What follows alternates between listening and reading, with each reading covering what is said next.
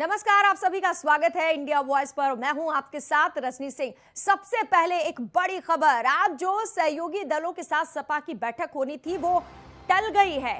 विधायकों के शपथ की वजह से ये बैठक टल गई है। सहयोगी पार्टियों के साथ आज बैठक होनी थी।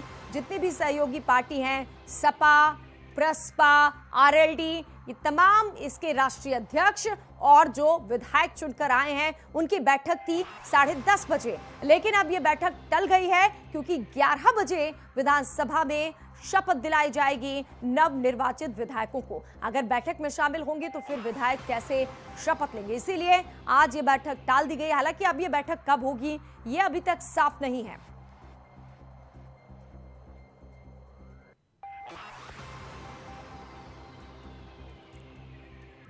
तो विधायकों के शपथ ग्रहण की वजह से ये बैठक टाल दी गई है। आज सदन में तमाम नवनिर्वाचित विधायकों को, चाहे वो सत्ता पक्ष के हों, विपक्ष के हों, तमाम पार्टियों के विधायकों को आज शपथ दिलाई जाएगी। 11 बजे से कार्यवाही शुरू हो जाएगी। ऐसे में जो 10:30 बजे सपा की सहयोगियों के साथ बैठक होनी थी वो टल गई है। अब कब होगी ये बैठक, अभी इस बात की घोषणा नहीं की गई है। सहयोगियों के साथ बैठक करके विचार विमर्श करना था, ये महज एक औपचारिकता ही रह गई थी, क्योंकि अखिलेश विधायक दल के नेता चुन लिए गए थे। यानी नेता प्रतिपक्ष अखिलेश होंगे और बाकी जो सहयोगी दल हैं उनसे आज एक औपचारिक मुलाकात होनी थी। लेकिन ये जो बैठक है अब वो टल गई है।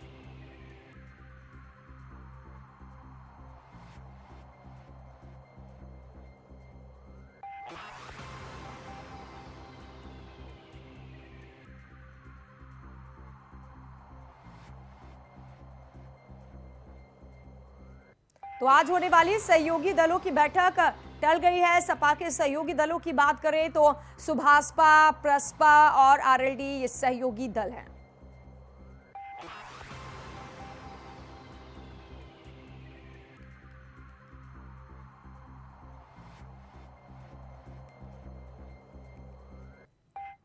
और अब बांदा से इस वक्त की बड़ी खबर, आज लखनऊ कोर्ट में मुख्तार अंसारी की पेशी है। बांदा जेल से मुख्तार अंसारी को लखनऊ रवाना किया गया है। कड़ी सुरक्षा व्यवस्था के बीच एम्बुलेंस से कोर्ट पहुंचेंगे मुख्तार अंसारी। आज लखनऊ कोर्ट में एम्बुलेंस मामले को लेकर पेशी होनी है। आपको बता दें कि मुख्तार अंसारी जेल में बंद थे और आज उनकी पेशी है। जो पेशी का वक्त है वो सुबह 10 बजे का, यानी थोड़ी ही देर बाद वो कोर्ट पहुंचेंगे और पेशी होगी। सुबह क्योंकि चले 6 बजे और अगर देरी होती है तो शायद आगे हो जाएगी, लेकिन जो वक्त तय किया गया है पेशी का वो 10 बजे का है। तो थोड़ी ही देर बाद वो पेशी होगी मुख्तार अंसारी की।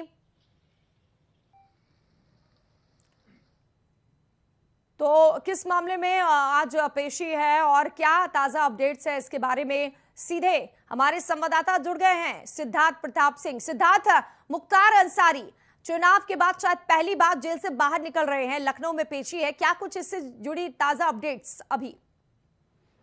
देखिए रजनी, आपको बता दें, शत्रु संपत्ति मामले में, फर्जी दस्तावेज के मामले में आज इनकी पेशी होनी है। लगातार इन्होंने कोशिश की कि पेशी पाना, इन्होंने मेडिकल भी दिया था, लेकिन कोर्ट ने इसको आज नामंजूर कर दिया। सीधे सीधे कहा गया आपको पेश होना है।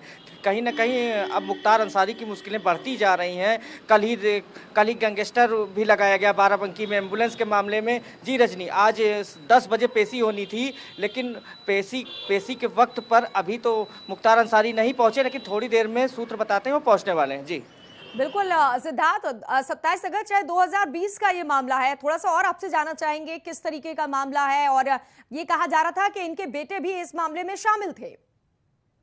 जी बिल्कुल, इन्होंने कुछ संपत्ति थी उसको अवैध रूप से कब्जा किया था, अवैध रूप से उसके कागजात बनाकर अपने नाम कर लिए थे। इस मामले में लेकर पेशी हुई थी। लेखपाल के द्वारा, जो वहाँ के राजस्व लेखपाल हैं, उनके द्वारा इनके खिलाफ मुकदमा लिखाया गया था और इसी मामले में आज पेशी होनी। लेकिन रजनी, लगातार ये इस मामले में लगातार ये मेडिकल रिपोर्ट अपनी लगा रहे थे, लेकिन कोर्ट ने साफ कहा कि आज आपको पेश होना ही होगा। और तो कोर्ट देर रात फिर आला अधिकारी बांदा में पहुंच जाते हैं और लगभग 7 घंटे तक लगातार आला अधिकारी डटे रहते हैं। उनकी रवानगी के बाद बांदा जेल से उनको रवाना कर दिया गया है। कुछ ही देर में वो लखनऊ पहुंच सकते हैं। जी बिल्कुल, यानी कोई बहाना नहीं चलेगा, पेश होना होगा, तभी एम्बुलेंस के जरिए वो लखनऊ कोर्ट में पहुंचे। क्या बताया गया है, किस बात को लेकर वो एतराज कर रहे थे, क्या बीमारी है उन्हें जो वो नहीं जा रहे थे, और अब एम्बुलेंस खास तौर पर उनके लिए लखनऊ कोर्ट तक पहुंचाएगी? जी बिल्कुल, लगातार इन्होंने इसके पहले भी मेडिकल के कई कारण बताए थे। इन्होंने बताया कि कुछ बीपी संबंधित, हार्ट संबंधित बीमारियों के बारे में इन्होंने बताया था, लेकिन कोर्ट ने साफ शब्दों ने कहा इनको लाया जाएगा। आज इनकी पेशी है। धीमे धीमे मुख्तार अंसारी पर शिकंजा कसता जा रहा है। कल जिस तरीके से बाराबंकी में गैंगस्टर लगाया गया, 12 लोग पहले भी इस मामले में जेल जा चुके हैं, कहीं ना कहीं अब पूरी तरीके से सख्त है। अब देखना ये है कि किस तरीके से न्यायालय इनके खिलाफ कार्रवाई करता है। जी बिल्कुल, और बुलडोजर सबसे ज्यादा अगर बाबा का कहीं चला था तो वो मुख्तार अंसारी की संपत्ति पर भी चला था, और उनके बेटे ने भी चुनाव लड़ा था। सिद्धार्थ, अब ये बताइए कि अभी तक उनके जो समर्थक हैं, उनके परिवार के लोग क्या पहुंचने शुरू हो गए हैं कोर्ट परिसर में आसपास? देखिए, अभी तो ऐसा कोई माहौल नहीं दिख रहा है। अभी कोई भीड़ भारी सुरक्षा व्यवस्था के इंतजाम किए गए हैं। देखिए रजनी, इनके बेटे ने एक ट्वीट करके, लगातार इनके बेटे ट्वीट कर रहे हैं कि आशंका जता रहे थे, अनहोनी की आशंका जता रहे थे, लेकिन समझ से परे है। इतनी सुरक्षा व्यवस्था है, किस तरीके की अनहोनी होनी है? बड़ा सवाल ये उठता है, इस तरीके के ट्वीट करके आप क्या साबित करना चाहते हैं? किसको आप कटघरे में खड़ा करना चाहते हैं? जब आप अवैध संपत्ति कब्जा कर रहे थे तब आपको नहीं पता था? ये सवाल उठते हैं। कहीं ना कहीं खुद ये सवालों के घेरे में है। आप अवैध संपत्ति कब्जा करेंगे, उसके बाद आप अनहोनी की आशंका जताएंगे, कहीं ना कहीं इस तरीके से कर आप क्या साबित करना चाहते हैं? जी रजनी। बिल्कुल, अब आज पेशी होगी, अब वकीलों से आपकी बातचीत हुई होगी सिद्धार्थ, क्या कुछ बता रहे हैं वो इस पूरे मामले को लेकर? देखिए, कहीं ना कहीं साफ कहना है कि पेशी होगी। कोर्ट ने पेशी होने के बाद अब आगे की कार्रवाई जो होगी वो बताई जाएगी, लेकिन लगभग 1 घंटे देरी से उनके पहुंचने की संभावना है। 6:30 बजे वहां से रवाना किए गए हैं लगभग। अब देखना है वो कब पहुंचते हैं, सबकी नज़रें उनके ऊपर हैं। और लगातार वो यही बताते रहे इस मामले में कि मेडिकल रिपोर्ट अपनी बार बार देते रहे और कोर्ट से माफ़ी मांगते रहे पेशी के लिए। लेकिन इस बार कोर्ट ने साफ कहा आपको पेश होना होगा और इस मामले की सुनवाई होगी, और उम्मीद करते हैं जल्द ही इसमें फैसला भी आ सकता है। जी बिल्कुल, इसलिए कोई बहाना नहीं चलेगा, एम्बुलेंस से ही जाना होगा। और देखिए, एम्बुलेंस भी जा रही है, वज्रवाहन भी, यानी कड़ी सुरक्षा है। सिद्धार्थ, अगर देरी होती है तो क्या पेशी होगी या टल भी सकती है?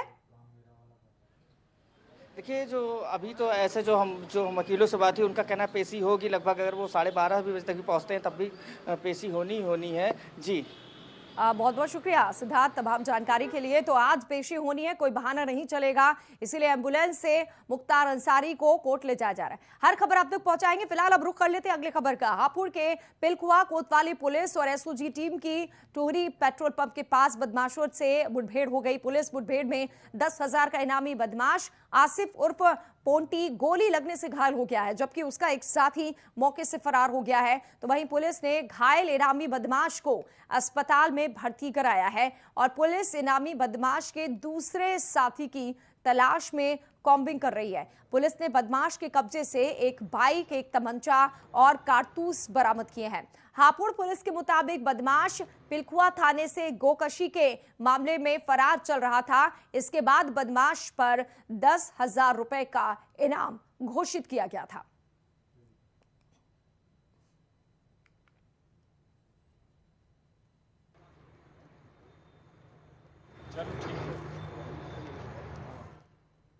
थाना पिलखुआ पुलिस एवं एसओजी टीम की एक संयुक्त कार्रवाई में बाद पुलिस मुठभेड़ एक अपराधी को गिरफ्तार किया गया है, जिसे घायल अवस्था में गिरफ्तार कर अस्पताल भेजा गया है। अब तक की पूछताछ में इसने अपना नाम आसिफ बताया है, जो गुलावटी थाना क्षेत्र का रहने वाला है।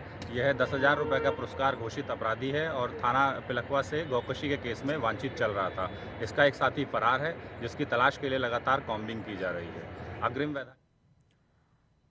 इधर रामनगर के ग्रामीण क्षेत्र पीरूमदारा की युवती ने सक्कनपुर क्षेत्र के स्टोन क्रैशर मालिक पर जबरन रेप करने का आरोप लगाया है। पुलिस ने पीड़िता की तहरीर पर रेप का मुकदमा दर्ज किया है। स्टोन क्रैशर में मजदूरी का काम करने वाली एक महिला ने सक्खनपुर निवासी स्टोन क्रैशर स्वामी पर बलात्कार का आरोप लगाया है। पुलिस को दी गई तहरीर में महिला ने कहा है कि स्टोन क्रैशर स्वामी ने उसे अपने घर पर काम के बहाने बुलाया। जब वो उसके कपड़े धोने के बाद वापस जाने लगी तो शख्स ने उसके साथ जोर जबरदस्ती कर बलात्कार किया। महिला ने आरोप लगाया कि इस मामले को किसी को बताने पर जान से मारने की धमकी दी गई। इस मामले में महिला के साथ बजरंग दल के कुछ कार्यकर्ता भी कोतवाली पहुंचे और आरोपी खनन कारोबारी के खिलाफ मुकदमा दर्ज करने की पुलिस से मांग की। वहीं पुलिस क्षेत्राधिकारी बलजीत सिंह भाकुनी ने बताया कि पीड़िता के मेडिकल के बाद जो भी सबूत मिलेंगे उस पर कार्रवाई की जाएगी।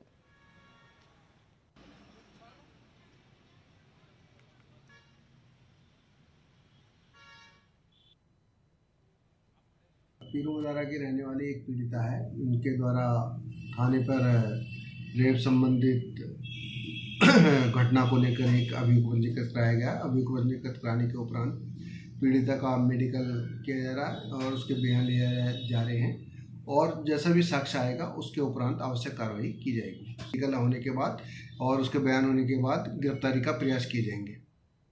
इधर समस्तीपुर जिले में लूटपाट की दो घटना से पूरा वारिसनगर डरा हुआ है। वारिसनगर थाना क्षेत्र में स्वर्ण व्यवसायी से लाखों रुपए नगद और जेवरात की लूट को अंजाम दिया गया। इसके महज कुछ घंटों के बाद ही मथुरापुर ओपी क्षेत्र के मथुरापुर में एक किराना कारोबार की दुकान पर 3 हथियारबंद अपराधियों ने लूटपाट की। फिलहाल हिसाब मिलाने के बाद ही रकम की जानकारी मिल पाएगी। वहीं सूचना पर पहुंची पुलिस मामले की छानबीन में जुट गई है।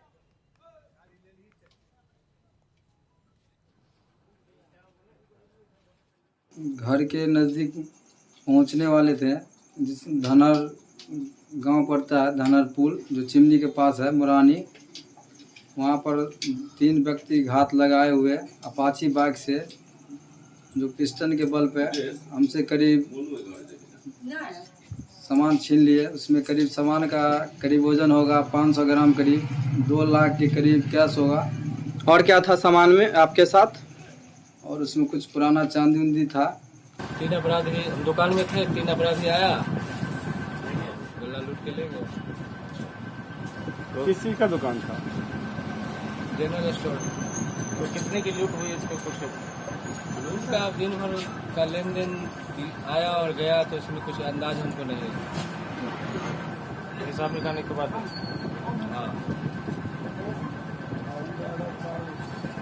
किस चीज़ का आपका दुकान है, किस चीज़ का कारोबार? General store. अभी जांच चल रहा है। पता चला है कि मैंने 3 आदमी आया था, पैसा डालना से लेके चल गया। तो फायरिंग की भी बात ना, फायरिंग के बाद अभी पता नहीं चल रहा।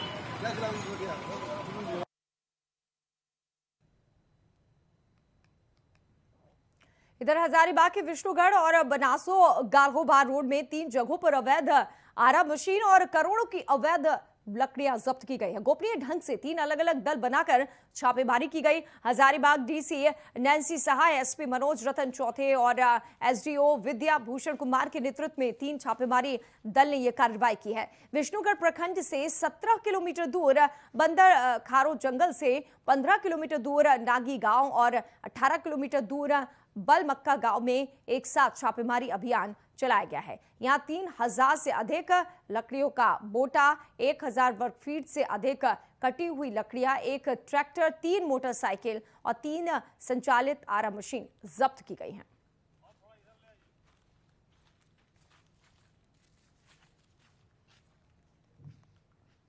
तो 3 अलग अलग जगहों पर छापेमारी की गई है। ये तस्वीरें आपको दिखा रहे हैं। अवैध आरा मशीन और करोड़ों की अवैध लकड़ियां जब्त की गई हैं। खबर मिलने के बाद यहां पर गोपनीय ढंग से 3 अलग अलग पहले दल के जो लोग हैं वो पहुंचे और ग्राहक बनकर उसके बाद जैसे ही बातचीत हुई फौरन कार्रवाई की गई। इस छापेमारी में अभी तक एक बड़ा खुलासा हुआ है। जो लकड़ी है वो जब्त कर ली गई है। ये लकड़ी लाखों रुपए की बताई जा रही है। जो आरा संचालक है उसे भी पुलिस ने पकड़ लिया है। हजारीबाग डीसी नैन्सी सहाय, एसपी मनोज रतन चौथे और एसडीओ विद्या भूषण कुमार के नेतृत्व में 3 छापेमारी दल ने यह कार्रवाई की है। विष्णुगढ़ प्रखंड से 17 किलोमीटर दूर बंदरखारो जंगल है, जहां से 15 किलोमीटर दूर नागी गांव में और 18 किलोमीटर दूर बलमक्का गांव में एक साथ छापेमारी अभियान चलाया गया है। यहां 3000 से अधिक लकड़ियों का बोटा आप देख सकते हैं इस शख्स को भी हिरासत में लिया गया है, इससे पूछताछ की जा रही है। आरा मशीन संचालक है और ये लकड़ियां यहां पर अवैध तरीके से रखी गई थी और 3000 से अधिक लकड़ियों का बोटा मिला है। 1000 वर्ग फीट से अधिक कटी हुई लकड़ियां हैं यहां पर। एक ट्रैक्टर, 3 मोटरसाइकिल और 3 संचालित आरा मशीन जब्त की गई हैं। अब आगे की कार्रवाई प्रशासन कर रहा है।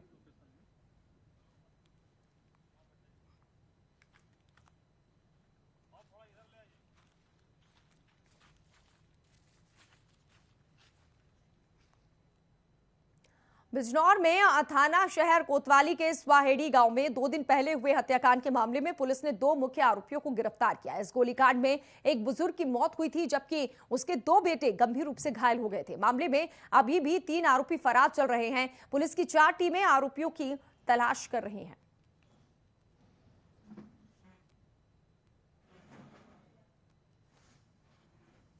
कोतवाली क्षेत्र अंतर्गत ग्राम स्वाहेड़ी में कल एक मामूली से पाटे को लेकर छड़ी का आवेश में जो हत्या की दुखद घटना घटित हुई थी, उसके मुख्य अभियुक्त सहित 2 अभियुक्तों की गिरफ्तारी हो चुकी है।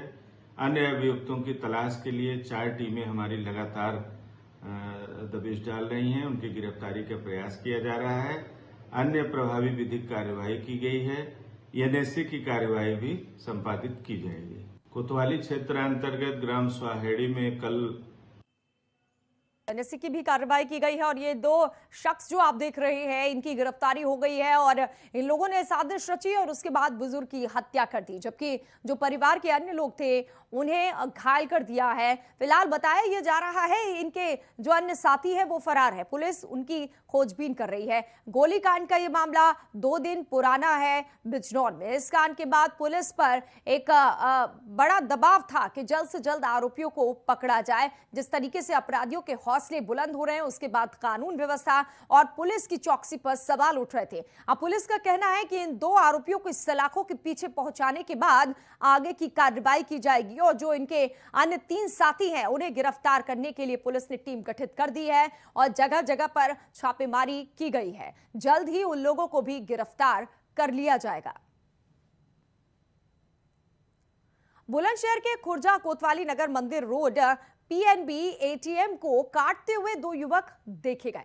मामले में कार्रवाई करते हुए पुलिस ने एक युवक को रंगे हाथों गिरफ्तार कर लिया है, तो वहीं दूसरा युवक फरार हो गया है। फरार आरोपी युवक की तलाश में पुलिस जुटी हुई है, तो वहीं इस मामले में एटीएम गार्ड की भूमिका पर भी शक जताया जा रहा है। ये देखिए, हम आपको दिखा भी रहे हैं, एटीएम काट रहे युवक यहां पर नजर आ रहा है और पुलिस जब पहुंची तो उसे रंगे हाथों पकड़ लिया। यही वो युवक है जो यहां पर चोरी के इरादे से आए थे। अब क्योंकि जो गार्ड रहते हैं वो कहां गए थे, सवाल ये है। अब शक के घेरे में वो गार्ड भी है, उससे भी पुलिस पूछताछ करेगी। पीएनबी का एटीएम जो है उसे काटा जा रहा था। 2 युवक कटर लेकर पहुंचे थे, इसी कोशिश में थे कि कटर से इसे काटकर एटीएम में जो लाखों रुपए रखे हुए हैं उन्हें लेकर फरार हो जाए। लेकिन इससे पहले कि वो अपने मंसूबों में कामयाब होते, पुलिस ने इन लोगों को धर दबोचा। एक चोर को रंगे हाथ पकड़ लिया है, जबकि जो दूसरा इसका साथी है वो फरार है और पुलिस उसकी तलाश कर रही है।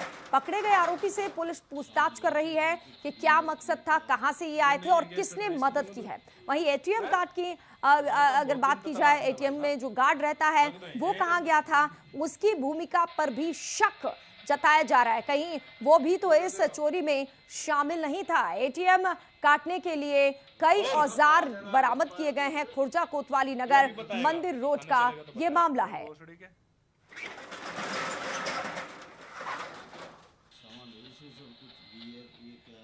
ये नहीं है, गैस कट रहा है, इसको बोलना तो है।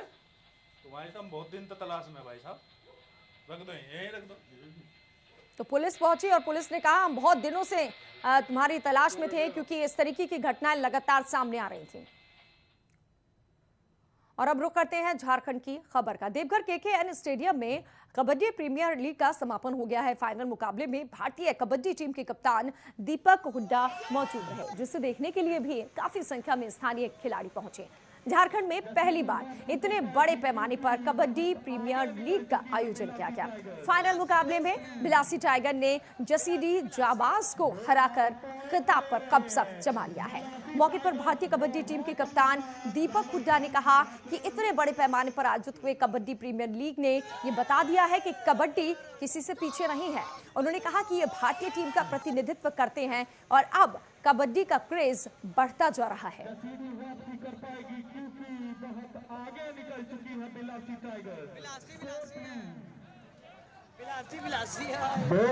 पॉइंट ले रहे हैं बिलासी टाइगर्स, बहुत अपना दिखाते हुए। पहले की कबड्डी में और अब की कबड्डी में दिन रात का फर्क आ गया है। पहले क्या जो खिलाड़ी खेलते थे उनको घर वालों को भी ये चिंता रहती थी कि बच्चे का करियर आगे कहाँ जाएगा, लेकिन अभी क्या है खिलाड़ियों का फ्यूचर बहुत अच्छा हो गया। क्रिकेट के जैसे दूसरे खेलों की तरह इतनी बड़ी लीग चल रही है, पूरी दुनिया में दूसरे नंबर देखे जाने वाली लीग है कबड्डी, तो खिलाड़ियों का भविष्य बहुत अच्छा तैयार हो रहा है कबड्डी। बिल्कुल आएगा, आ तो गया है, हम कितने दिन से देख रहे हैं, आया हुआ है। 1.5 करोड़ के प्लेयर बिक रहे हैं, हम खुद बिक रहे हैं, और इतना मान सम्मान, ये जो प्यार है आप देख रहे हैं, क्राउड पीछे देखिए कितनी क्राउड है। काशीपुर में 2 साल के कोरोना ग्रहण के बाद इस साल चैत्र मेला अपने भव्य रूप में आयोजित किया जाएगा। इसको लेकर स्थानीय प्रशासन के साथ ही मंदिर समिति ने भी तैयारियां शुरू कर दी है। सैकड़ों साल पुराने काशीपुर के प्रसिद्ध चैती मेले की भव्यता के लिए इस बार प्रशासन ने पूरा मैप तैयार कर लिया है। वहीं मां बाल सुंदरी के दर्शनों के लिए इस बार श्रद्धालुओं की संख्या में इजाफा होने के चलते सुरक्षा के भी पुख्ता इंतजाम किए जा रहे हैं। 2 अप्रैल को मेले का विधिवत उद्घाटन किया जाएगा। इसके बाद 6 अप्रैल को मां बाल सुंदरी की डोली यात्रा मुख्य बाजार से होते हुए मंदिर परिसर में स्थापित कर भक्तों के दर्शनों के लिए रखी जाएगी।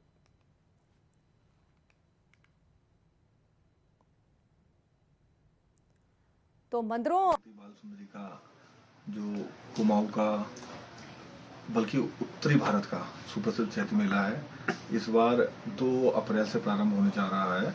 और पिछले 2 वर्षों में क्योंकि कोरोना की जो काल था उस कारण 2 साल से मेला लग भी नहीं पा रहा है, तो लेकिन इस वर्ष जो है जैसा लग रहा है, जैसा स्थिति दिख रही है, उसको दृष्टिगत रखते हुए इस बार काफ़ी दूर दूर से और अधिक संख्या में श्रद्धालुगण माता जी के दर्शनों को आएंगे। देखिए अभी वर्तमान में जो है यहाँ साफ सफाई वगैरह व्यवस्था प्रारंभ हो गई है मेले की, और जैसे अनुमान लगाया जा रहा है कि इस बार श्रद्धालुगण अधिक से अधिक संख्या में यहाँ आएंगे।